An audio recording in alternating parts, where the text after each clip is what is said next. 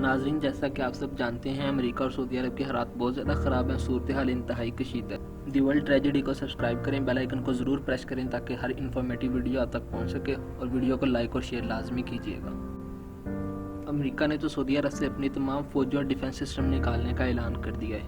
बहुत ज़्यादा सूरत हाल ख़राब है। आप पहले बाकी बात आपको बाद में बताते हैं। ये आप इंटरनेशनल मीडिया का एक क्लिप है, इसको देखें ये क्या कहते हैं, उसके बाद आपको बाकी बात बताते हैं। The US is reportedly removing Patriot anti-missile systems and other military assets from Saudi Arabia as it winds down a military build-up that began as tensions with Iran flared up last year. This is all coming from the Wall Street Journal. Among the facilities affected will be Saudi oil installations. Remember, the US deployed more assets there after an attack on Saudi Aramco oil plants last September. Dozens of US military personnel will also be reassigned. Well, when asked about the report, President Donald Trump would not be drawn on specifics. Well, I don't want to talk about it, but we're doing some things. We're making a lot of moves in the Middle East and elsewhere. We're doing a lot of things all over the world militarily. We've been taken advantage of all over the world, our military, and in the sense that and this has nothing to do with Saudi Arabia, this has to do with other countries, frankly, much more. We have the most powerful military in the world. We've spent $1.5 trillion since I've been here, more than that, $1.5 trillion on a military that we now have the strongest military we've ever had. We have the best equipment, the best missiles, planes, the best of everything. We're authorizing and just authorized ships, new ships being built. They're all being built in the United States. And their beauties, we have the best submarines in the world by far, and we have submarines being built. And we go around and protect other countries, and other countries don't respect us like they should. In some cases, they don't even like us. And those days are over. Those days are over. So things are moving. And I'm not putting Saudi on that thing, but we are doing certain things that will be positive for us, and I think very positive for them too. We've got Samuel Ramani with us now, Middle East analyst and regular contributor to the Washington Post and Foreign Policy. On Skype from Toronto today. Samuel, nice to have you with us again. The president there apparently not talking about it, but still obviously talking about how strong he perceives the US military to be. If there is a drawdown in Saudi Arabia, what's your read on it? I think that the drawdown is largely related to the ongoing Saudi oil price war with Russia, which is indirectly related to U.S. shale gas. Over the past several weeks, there's been a lot of pressure, including from Republicans in Congress, who are usually pro-Saudi, on Trump to take stronger action against Saudi Arabia on this issue. Obviously, secondary factors could be the U.S. need to redeploy more resources towards the Asia-Pacific region as tensions escalate with China, and also the belief that Iran is on something of a back foot. Its position in Syria has receded due to Israeli airstrikes.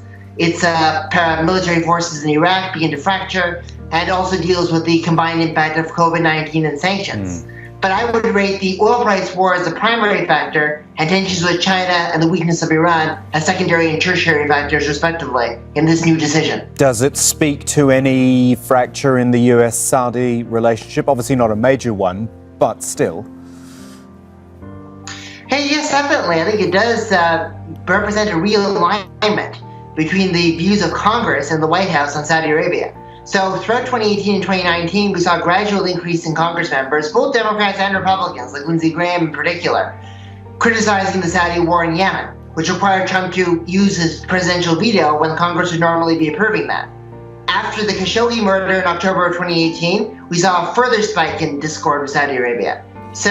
But the White House continued to defend it. So now I think, even though Trump is not listing Saudi Arabia by name and saying it's about many other countries, this is a realignment between the White House and the executive and the legislative branches on Riyadh. And I guess we also perhaps shouldn't read it as a complete cooling on the idea of any conflict in Iran because, well, Congress passed a bill which would have limited Donald Trump's ability to attack Iran, but he's gone and vetoed that anyway. So that still hangs over everything, it feels like. Definitely. I think that the Democrats certainly don't want any kind of military escalation with Iran because they're assuming that if Joe Biden were to win in November, they'd be able to reestablish a modified version of the JCPOA coming back into order. So they certainly have a clear interest in not wanting that to happen. I think that there is a grave risk of a confrontation with Iran still. I mean, remember just as recently as a little over a month ago, there was the attack on British and American forces in Iraq that continued.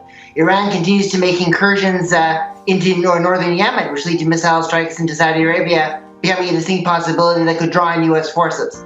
So Iraq and the Yemen-Saudi border remain potential areas of friction where the U.S. could be dragged in. So I think that Trump doesn't want his hands to be tied on military action with Iran, but at the same time he wants to send a strong message that Saudi Arabia needs to comply on the oil issue, or protection might be restricted in the near future. It's a bit of a bargaining tool rather than a complete overhaul in strategy. Samuel Romani, always a pleasure talking to you. Thanks for joining us. Thank you very much. नाजरीन, देखा आपने Al Jazeera TV क्या कह रहा है?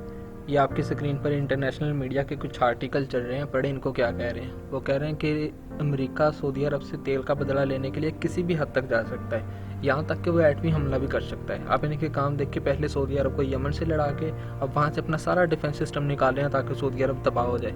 ये सारा मामला उस तरफ जा रहा है। वो आपको हुज़ूर पाक सल्लल्लाहु अलैहि वसल्लम की एक हदीस तो याद ही होगी जिसमें वो कहते हैं कि सबसे पहले अरब हलाक होंगे। बस अल्लाह ताला रहम करे और दुआ करते हैं कि अल्लाह ताला हमें इस दज्जाली फितने से, पूरी आलम इस्लाम को इस दज्जाली फितने से महफूज रखे। उम्मीद करता हूँ आपको हमारी वीडियो पसंद आई होगी और अपनी राय का इज़हार कमेंट सेक्शन में ज़रूर कीजिए।